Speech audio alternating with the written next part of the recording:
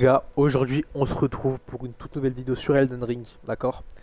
Aujourd'hui les mecs, je vais présenter un build euh, que je pensais pas puissant à ce point-là. Parce qu'un NG5, le build je peux vous dire qu'il est vraiment puissant. Donc on va les récupérer vite fait, ce petit item là. Là, là. Alors, donc, pour les attaques, l'attaque classique. Tac, vous voyez c'est avec une main, plat. Attaque chargée, plat. L'attaque à deux mains. On peut enchaîner comme ça. Et attaque sautée. Qui va être l'attaque qu'on va utiliser le plus souvent. Donc pour ce build, on va avoir besoin de deux faux mortuaires. Toutes les deux en affinité sanguine. Avec dessus la sonde de guerre, l'âme rocheuse. Qui fait tout simplement ceci.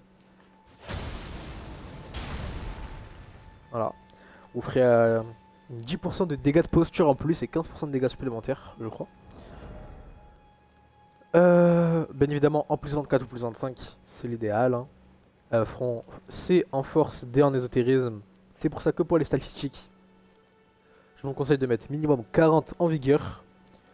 En esprit, pour mettre là, le serment doré, flamme-moi, force-moi, ainsi que les deux jeunes lames rocheuses.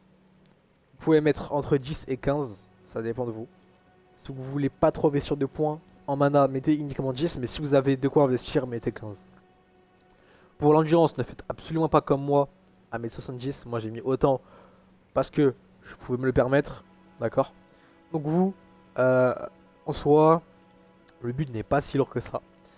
Donc honnêtement, un petit 40 d'endurance, ouais, 30, 40 d'endurance, ça pourrait être pas mal histoire de quand même pouvoir avoir de l'endurance durant les combats. Donc ouais, 40-45 après. Pour la force, en soi 50 minimum je pense. Parce que l'arme scale c'est quand même en force. La dextérité le strict minimum. L'intelligence le strict minimum aussi. La foi, juste de quoi pour se mettre flamand force-moi. Je crois que c'est 15. Et l'ésotérisme, mettez ce qu'il vous reste. Tout simplement. Si vous, ça c'est après pour les niveaux 150 à peu près. Si vous êtes un peu plus haut level, je vous laisse adapter en fonction de ce que je viens de dire. Mais bon, on continue. Donc pour l'armure de Rakshasa, d'accord. Avec le casque, celui de Varé le Blême, le masque blanc. Malheureusement, je l'ai plus parce que je l'ai prêté à quelqu'un. Donc, le masque de Varé le Blême. Ensuite, pour les talismans, vu que moi je suis en NG plus 5, j'utilise le talisman de la grine pourpre plus 1 qui va augmenter grandement les PV reçus par une fiole de vie.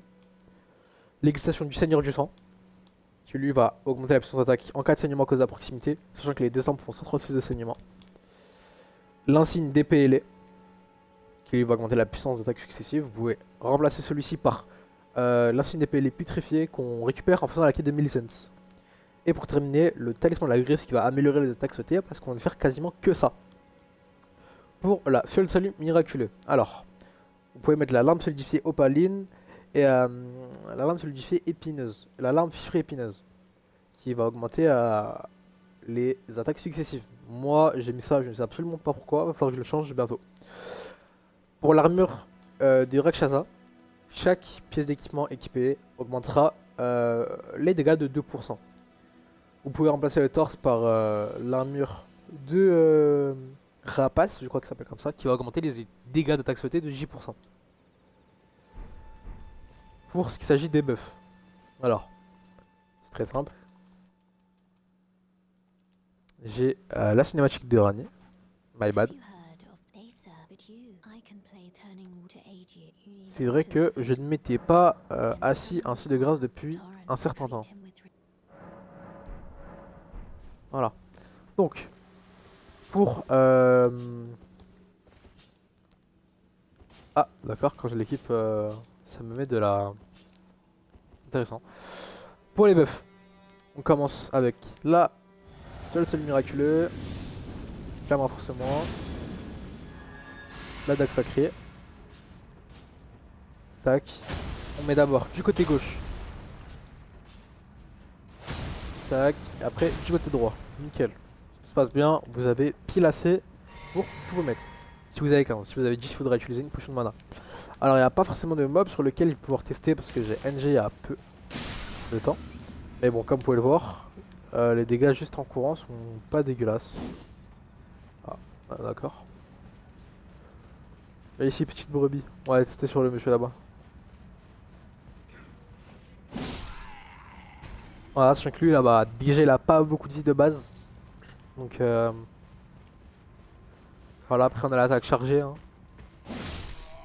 Voilà.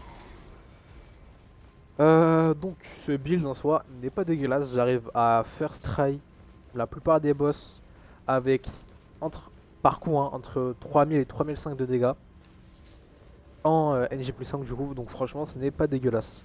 Si vous voulez voir comment bah, je joue cette arme, je vous donne rendez-vous très bientôt pour une vidéo assez spéciale qui va sortir. Donc les mecs, c'était Vextro, n'hésitez pas à liker, commenter, partager, vous abonner, ça fait extrêmement plaisir. À la prochaine, ciao ciao.